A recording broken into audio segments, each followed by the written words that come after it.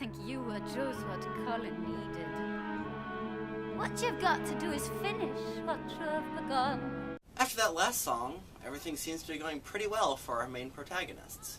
So it stands to reason that something needs to go horribly wrong. And the something in this case is a gentleman by the name of Neville Craven. From pretty much the beginning of the musical, Neville has made it his goal to get Mary out of the house. And with Archibald in a bit of a funk and also not in the house, Neville takes it upon himself to find a school to send Mary to. And it should also be noted that he did ask Archibald, and Archibald basically said, yes, it's probably better for her not to be in this house anymore.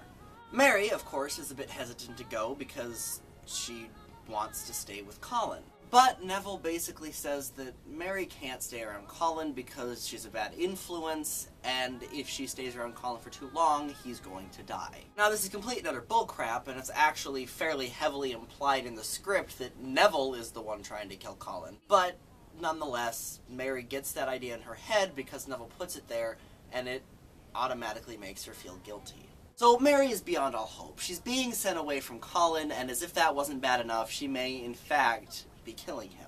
So she brings all of these worries up to Martha, and Martha basically tells her that what Neville says isn't true. And that's where this song comes into play. This song is here to make sure that Mary doesn't give up. Much like Wick, this song is here to inspire hope in Mary. And yet, this song is very different from Wick. And the reason for that is because it's in a different part in Mary's life. When Dickens sang Wick, Mary wasn't really beyond all hope. I mean, she wasn't happy, obviously, but it wasn't something that was really overly traumatic. So the hope song could be a bit more happy, a bit more lighthearted. But here, Mary is beyond all hope. This isn't really something she can just spring back from if Neville is telling the truth. So she needs a more hardened hope song. She needs more than the happy, whimsical hope that Dickens has. Which is not to say that Dickens' hope song was any less helpful than Martha's.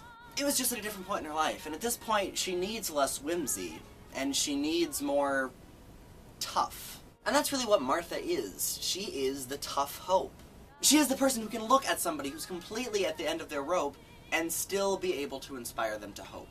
And in some ways, this song reflects the very first song that Martha sang. You may remember back near the beginning of the musical when she first met Mary and she sang the song, If I Had a Fine White Horse. And it's actually in a very similar vein, because in both cases we have this child, Mary, who has gone through something traumatic, who is at the point where she's almost lost all hope, and she needs someone like Martha to give her that hope back. In the first case, it was a good beginning, but obviously she still had a lot of growth to go through.